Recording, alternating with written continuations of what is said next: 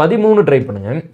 Article 13 என்ன அப்படின்ட்டுனா ரொம்ப சிம்பிளா ஜுடிஷியல் ரிவ்யூ நீதி புனராய்வு அப்படிங்கிற விஷயத்த ஆர்டிகல் 32 மற்றும் 226ல ஆல்ரெடி வந்து அரசியலமைப்பு மென்ஷன் பண்ணுது. இங்க 13 என்ன சொல்லுது அப்படின்னா ஃபண்டமெண்டல் ரைட்ஸை செல்லுபடி ஆக்குற மாதிரி அல்லது செல்லாததாக்குற மாதிரி அரசாங்கம் ஏதாவது ஒரு சட்டம் ஏற்றுதுன்னு வைங்க. இங்க நம்ம சொல்றோம் சமத்துவ உரிமை ஆர்டிகல் 14ல சட்டத்தின் முன் அனைவரும் சமம் அப்படின்னு ஃபண்டமெண்டல் ரைட்ஸ்ல சொல்லிடுறோம். மாநில அரசோ மத்திய அரசோ யாரோ ஒருத்தங்க ஒரு சட்டம் ஏற்றுறாங்க. என்னன்ட்டு இல்லை இந்த மாதிரி இவங்களுக்கு வந்து இப்போ ஆளுநருக்கு நம்ம ஸ்பெஷல் ப்ராவிஷன் கொடுக்குறோம், குடியரசுத் தலைவருக்கு ஸ்பெஷல் ப்ராவிஷன் கொடுக்குறோம், அதை போட்டு இங்கே கன்ஃபியூஸ் பண்ணிக்காதீங்க. பட் 19 ஒரு சட்டம் ஏற்றுறாங்க. இந்த மாதிரி ஏதாவது ஒரு இதை கிரியேட் பண்ணி ஏதாவது ஒன்று இப்போ இந்த மாதிரி வந்து டிஎன்பிசி எக்ஸாம் படிக்கிறவங்களுக்கு மட்டும் சட்டத்தின் முன் அனைவரும் சமத்தில் வரமாட்டாங்க, அவங்களுக்கு மட்டும் சிறப்பு நடைமுறை அப்படின்னு கொடுக்குறாங்கன்னு வச்சுக்கோங்க.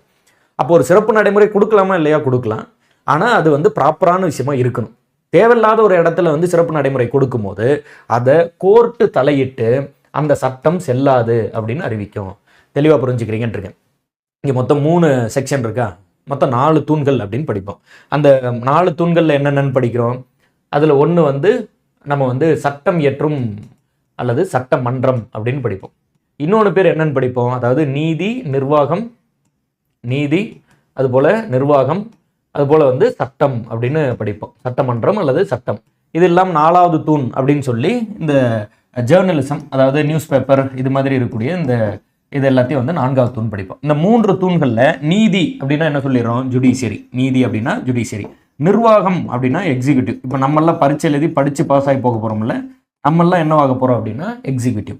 அதுவே வந்து சட்டம் ஏற்றுறாங்க. இப்போ எம்எல்ஏ எம்பி இருக்காங்கன்னு வச்சுக்கோங்க, இவங்க தான் என்ன பண்ணுவாங்க, சட்டம் ஏற்றுவாங்க. இப்போ ஒரு சட்டம் இயற்றணும் அப்படின்னா அது யாரால தான் முடியும் அப்படின்னா இந்த எம்எல்ஏ அல்லது எம்பியால தான் சட்டம் இயற்ற முடியும்.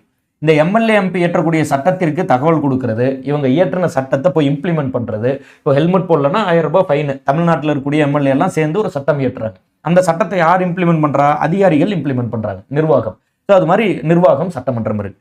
இது நீதித்துறை. யாராவது குற்றம் செஞ்சிருந்தாவோ அந்த குற்றத்தை வந்து சரியா தப்பா அப்படின்னு விசாரிக்கிறாங்க. நல்லா கவனிங்க, ஹெல்மெட் போடலன்னா 1000 ரூபாய் ஃபைனு அப்படின்னு சட்டம் இயற்றுறாங்க. ஆனா இந்த சட்டம் அரசியலமைப்புக்கு புறம்பா இருக்கு அப்படின்னு நம்ம கோர்ட்டுக்கு போனா இந்த சட்டம் செல்லாது அப்படின்னு அறிவிக்கக்கூடிய அதிகாரம் யாருக்கு இருக்கு அப்படின்னா கோர்ட்டுக்கு இருக்கு.